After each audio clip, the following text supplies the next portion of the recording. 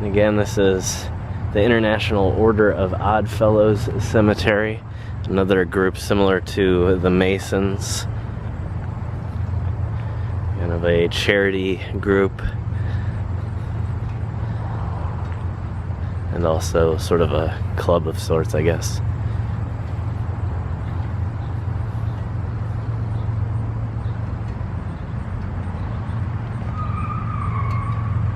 Oh, that scared me. Business hours are until 5 p.m. I'm allowed to be here past 5 p.m. Okay, good. So I'm guessing it's just till sundown. So this is the front side here. Let's get a view of that statue too.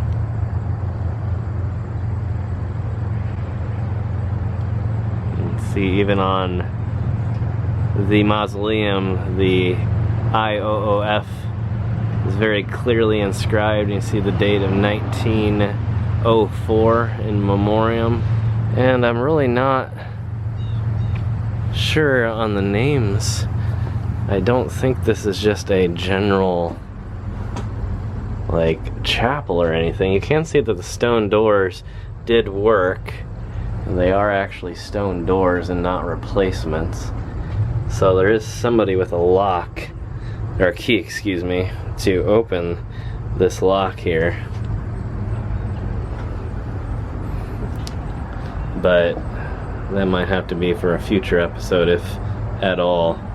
And see all the copper residue that has come down with the rain over the years, making quite an incredible looking coloring on some of the stone. Let's go around this thing and see if we can maybe find some more information. Oops, that's weird. You can see a line going immediately down where it looks like this has been bowed, meaning what I think happened is either someone was like riding a motorcycle or a bike and just straight up right into it, or someone fell maybe. Oh wow, I don't want to make fun, I'm just Juno.com. When's the last time you've seen a Juno.com email? That's cool. And it goes pretty deep this way. You can see there's a outdoor like crematorium garden, and okay, so there is some more information here. Let's go ahead and get a little bit closer.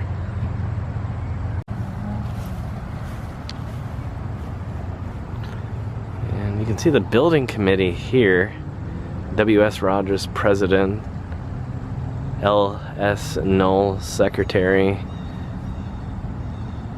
H.C. Zollinger, treasurer. R.S. Bell, looks like superintendent. And then H.G. Dawkins, H.C. Helmick, and T.F. McDougall.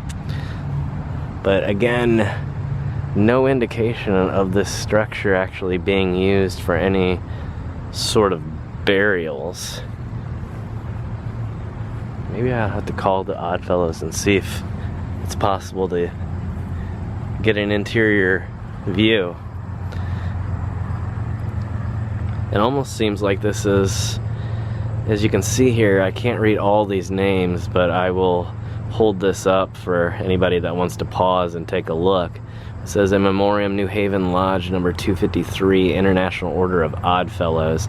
And I'm wondering if this is everyone that has been lost at this chapter, and this memorial mausoleum has no actual graves or burials in it, but rather it's just a memorial to everyone. And you can see some maybe more recent inscriptions here on the side as well. I don't know, let me know what you think. I'm not seeing any indication so far that this is a real mausoleum.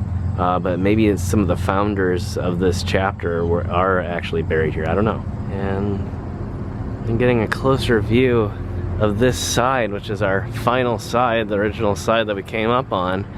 It doesn't look like maybe there's anyone here. no indication of any actual burials, but maybe just a structure to memorialize everyone of the local IOOF chapter. Again, let me know what you think.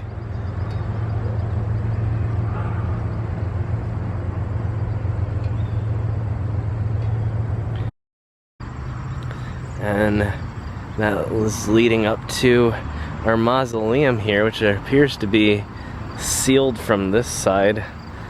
Really interesting looking. And getting a little bit closer here. Oh, not very sure footing. I can't really tell. I think the ground level actually used to be up about a foot here, and this is actually sunken down with the grass around it.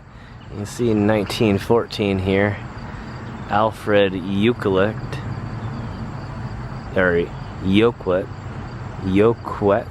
Quillet, I don't know exactly how to pronounce that. Maybe somebody can put some phonetic translation for me. It almost looks like there was supposed to be something here, like a plaque. You can see like these little stone markers that I'm not sure exactly what they were for. There might have been some sort of gate that was screwed into it. You can see it looks like it actually had a locking mechanism, or at least a decorative looking one. Sometimes they're real doors, sometimes they're actually not, from my experience. But you see the date of 1914, but no actual information on this little plaque in the center, so I'm assuming that it once was actually open. Here's 3 more marks here, so it must have been some sort of gate or some kind of hinge system. Really interesting looking old structure. Again, kind of too bad that I can't get a better look at it, at least internally. And yeah, the same on the back here. You can definitely tell that there was more than likely a stained glass window. You can see where they filled in the sections here. And this is where the little gate, or not gate, but the old decorative metal bars would have been, that would have caged in the decorative stained glass behind it. Another unfortunate one that we'll probably never get to see what the stained glass was, or I'll probably never get to see actually inside it. Definitely just another person out enjoying this location for whatever reason. Oh wow, so we're definitely going to get an interior view. All the windows on this are completely gone. Wow.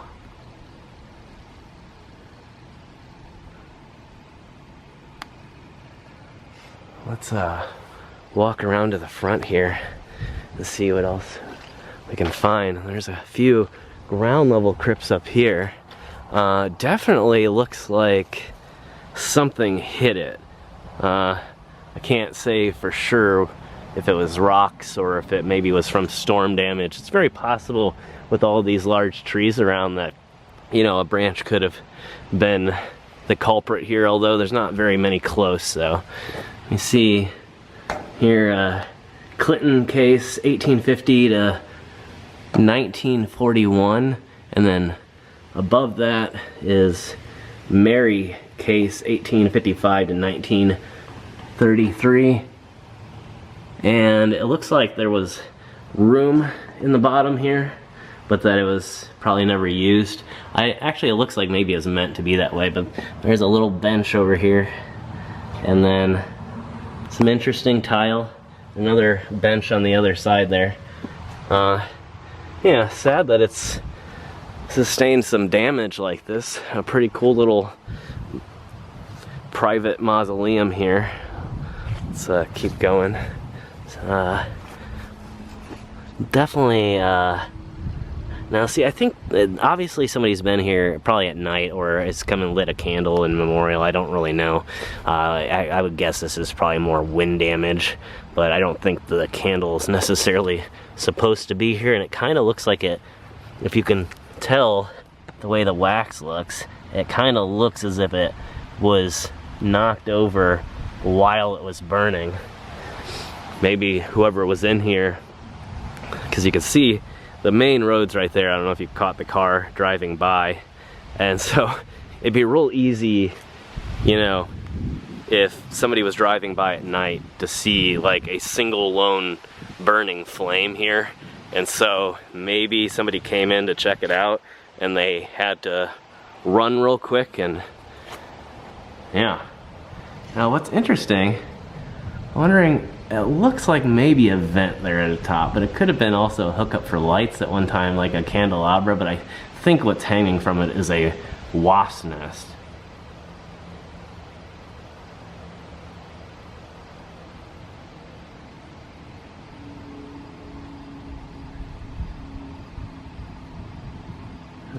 There's definitely, it looks like a fire's been lit in here. Maybe that candle was inside. Huh. That's really weird. It definitely looks like burn marks and fingerprints. Maybe it was locked recently. Almost looks like, does that not look like toe prints?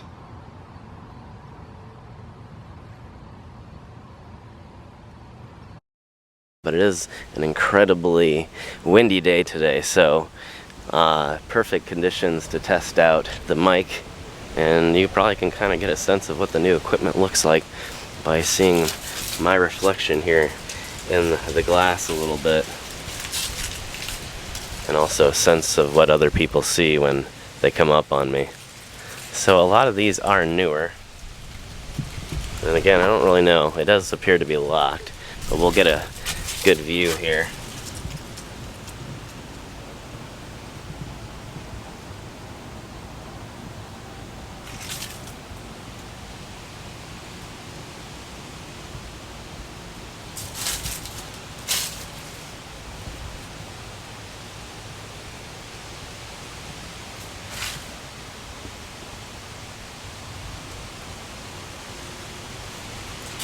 And almost exactly the same on the outside.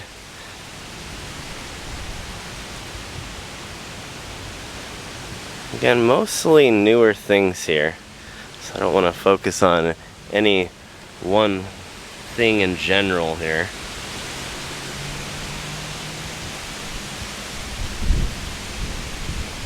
But quite a beautiful place.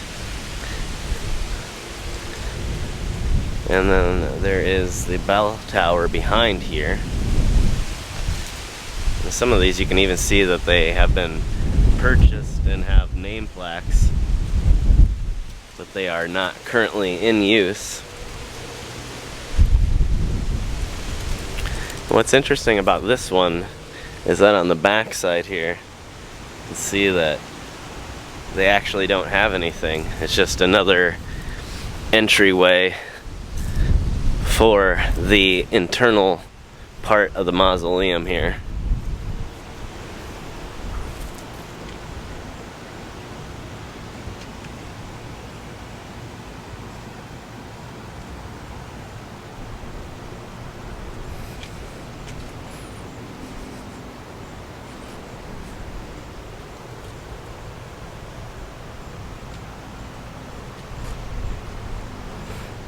So let's go ahead and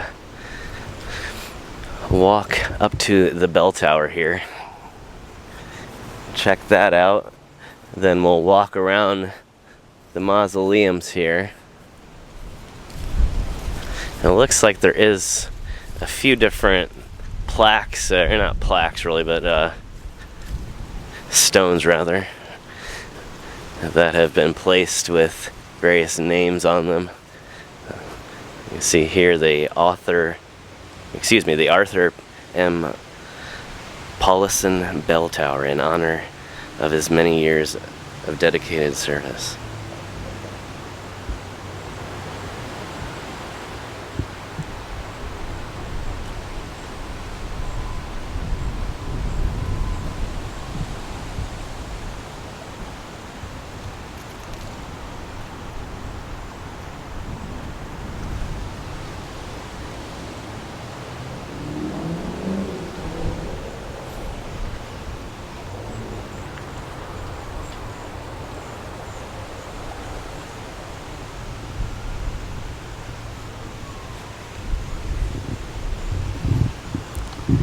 And it isn't a traditional bell tower. It actually is just a set of PA speakers.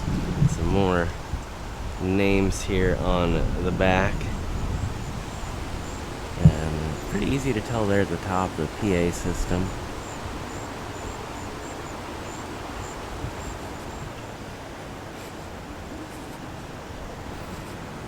It's a really cool place though. Very interesting. And I believe we caught part of it maybe one time on film. And again, a lot of this stuff is somewhat new. So if I find something incredibly historic, I'll focus on that. But otherwise, we'll just kind of take a quick stroll down here and see some of the decorations and things here. And then maybe we'll even check out some of the more historic stuff over here. And yeah, what an amazing place. Nestled in downtown Fort Wayne. And it does say, well, never mind. But anyway, maybe see a photo of somebody here. It's always neat to find the photos, but again, mostly newer stuff. This must be fairly recent construction, because I'm not seeing any real dates prior, it looks like, to the 1990s, and most being in the late 2000s here. Well, not the late 2000s, but closer to present day, we'll say. And they've clearly been out here doing some maintenance work. You can see where they've actually cut down a few branches here and there and have been making little piles ready to be picked up.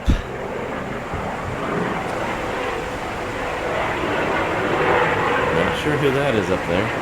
Not the local medical chopper or anything like that, or a news chopper. Probably a private chopper or somebody giving out rides. Lots of helicopter rides around here. It must be very popular for whatever reason. Which oddly, I did take a helicopter ride here years and years ago. So there you go. Maybe it's just a thing here in Fort Wayne.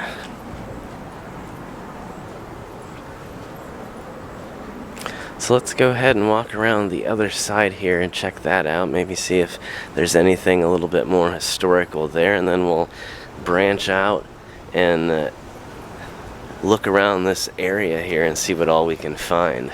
I was actually intending to go to a completely different location today, and it was going to take so long to get there, and the traffic was pretty bad, especially for this time of day. I wasn't expecting it. I don't know what's going on today, but everybody is out and about and not at work, and so it made more sense to head here.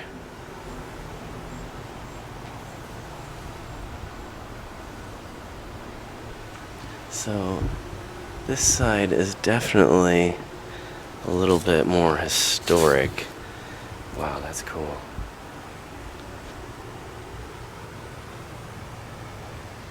And I'm not going to touch it, but it almost looks like it's printed on to some form of stone, or it is definitely a hard surface. I'm wondering if they were maybe a stamp collector. You can see stamps.com there listed, and then a stamp here with Hanukkah on it and a lit menorah. And even more stamps. Wow. This is really amazing. I've never really stumbled upon something like this before.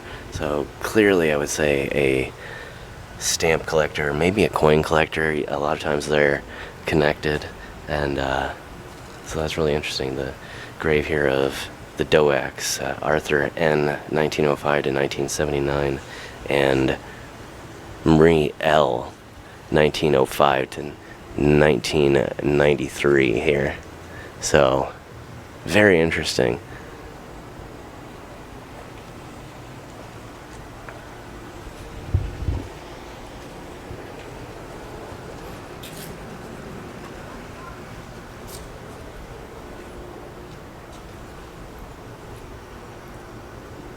Okay.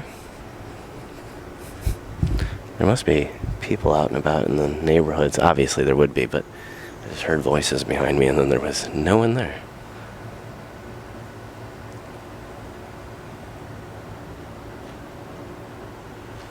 Well, there's a somewhat historic, we see the sage here. Laverne E. 1896 to 1979. And Catherine E. 1900 to 1996. It's interesting. I was not aware that the Laverne was actually a unisex name. If any of you out there were aware of that, let me know. Maybe it wasn't. I don't know. Seems more unlikely back in the day. But you never know. At least openly.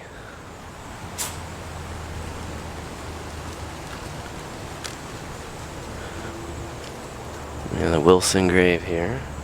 Fred D. 1894 to 1980. And Thelma M. 1895 to 1983. And married for 63 years. And PEO in that star. Let me know what you think that means. I'm not really sure. I think... Let's see. Not sure on that one either. Kind of looks like the firefighter's symbol. And I'm not really sure. And here's another interesting one. Arnold P. Lord, 1912 to 1985, and Opal R, 1910 to 2011. We have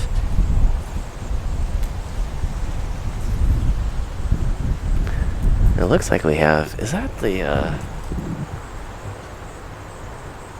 me see, Rebenick Michael, 1924 to 1999. And Nina, 1928. And it looks like that reminds me of the Ukrainian symbol on their flags.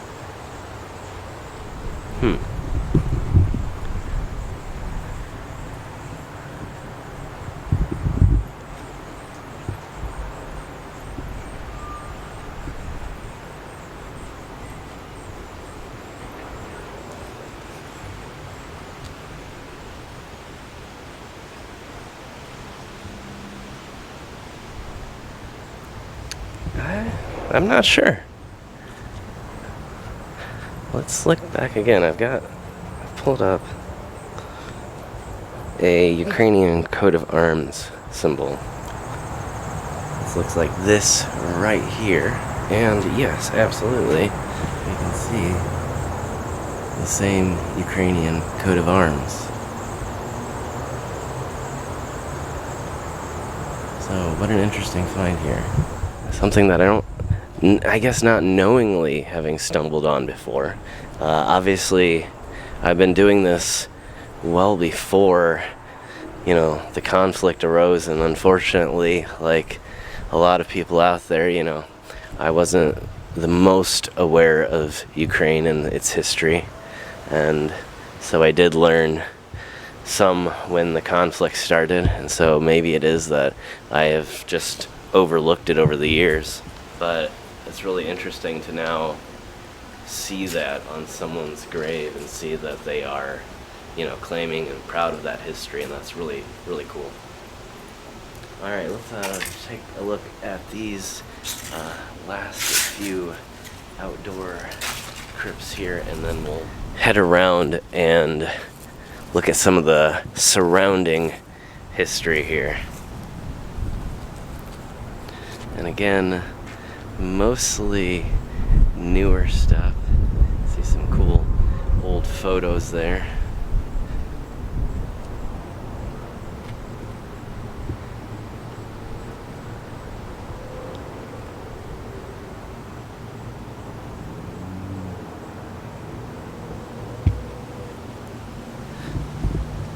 And some of these actually have places for flowers, little vases on them. That's really cool.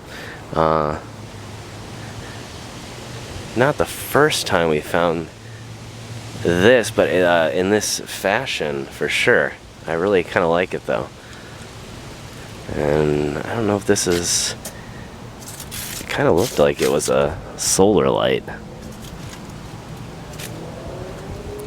You see the veteran of the U.S. Navy here, William R. Dully, September 20th, 1934 to April 8th, 2013.